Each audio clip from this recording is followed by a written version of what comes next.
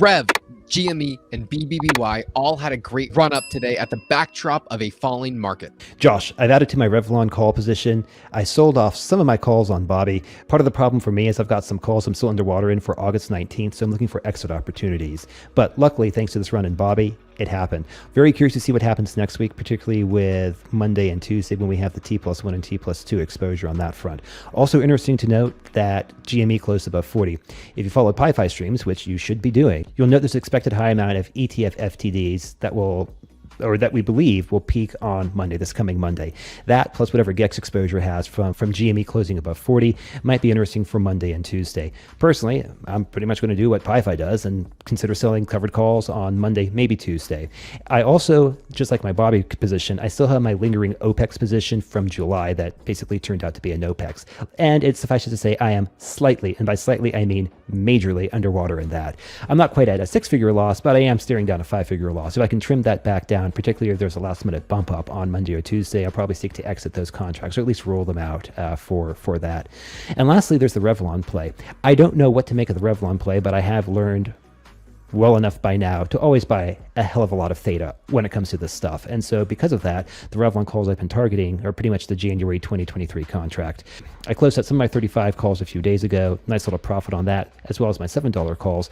Bought back in today to a moderate position on $9 calls, especially if we have a bump next week. But again, my attitude on this front is that even if the stock tanks next week, with enough theta to take me to January, I can wait and I can be patient. And lastly, I would say I picked up a few puts on the SPY. I think 400 for the September contract is what I entered in at. So we can expect a melt up from here?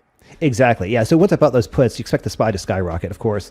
Lastly, I should note too, if anyone also wants a good follow, Gregory Manarino does an excellent channel too. His big thing is, one of his big core components of his thesis is that when the big one happens, it's not going to start in the stock market. Rather, it's going to start in the debt market, the bond market.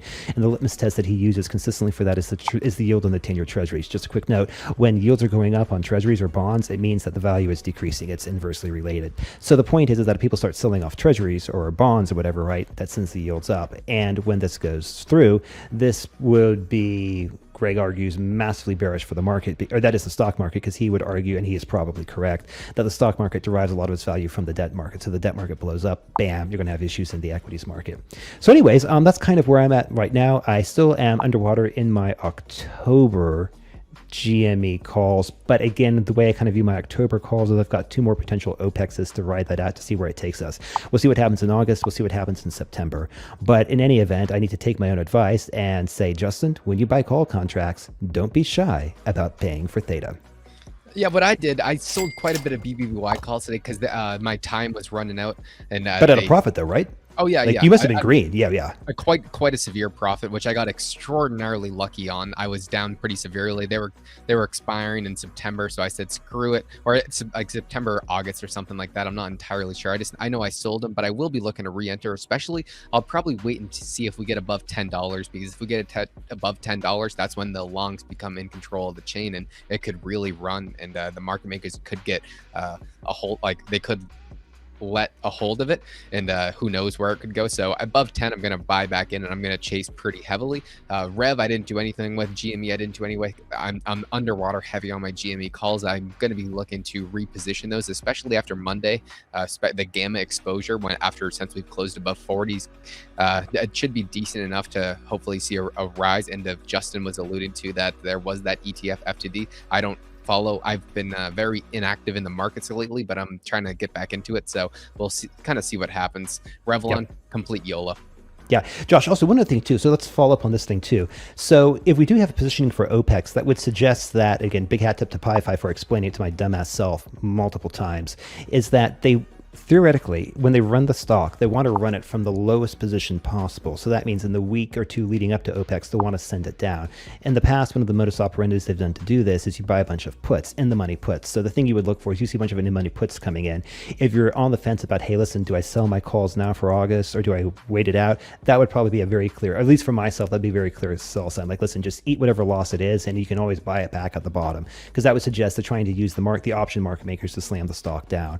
Then when it runs comes back up, you then sell at the peak. So that's Yeah, but traditionally. Yep. I would disagree. Just because past few times we played this, the complete opposite thing has happened. We've seen Sorry, just one second. in the money puts, but the week prior to OPEX, GME's been running, but then it just falls right back down after that. No, but we did it. I don't think we saw nearly the volume of in the money puts in July or in June.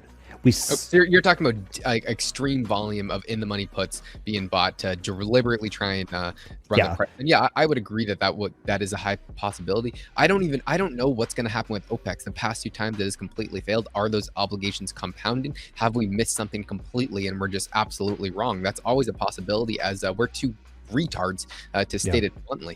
But I will say this. So Josh, here's a really interesting question. I was actually talking to another buddy of mine, kind of trying to strategize this out, because he's kind of in a similar position that I'm into, although he was much more prudent and much more wise about positioning than this idiot was. But I think to myself, if GME closes, let's say above 40, let's just say if it closes above 44 on August 19th and if Bobby's above $10, theoretically, I could stand to exercise my calls. The problem is that for all those calls that would be in the money, I'd be staring down like a quarter of cash that I need to come up with. Now, if I had a quarter of cash that suddenly blew up, let's say from, let's say like Revlon, whoever does really well or whatever, right? If I could grab a quarter from that, then, I mean, that's just very pie in the sky. Then I would probably just aim to execute and take delivery of the shares. Listen, I mean, you can come up with a quarter pretty easily. I mean, there's a Wendy's nearby. Yeah, dumpsters at Wendy's. Yeah.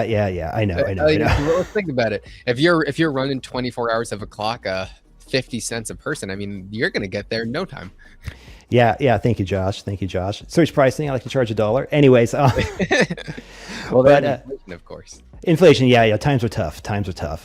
So anyways, we'll see where that comes through. But that's kind of one of the ideas I've been mulling over too, is whenever I can, my preference is to exercise option contracts. And if we are seeing a run into what would be the 19th, 20th, 21st, that would be the 22nd or whatever, right? The first Monday after OPEX, we do see a run there.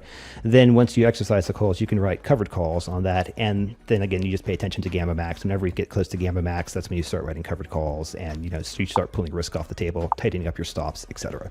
Yeah, that's kind of what's going on. Me and Justin, we've still had a 100% success rate if you faded us. So if you haven't, I would love to see a check in the mail, as we are hurting both financially, emotionally, and our egos are down. So thank you guys, and we'll see you on the next one. Take care, Josh.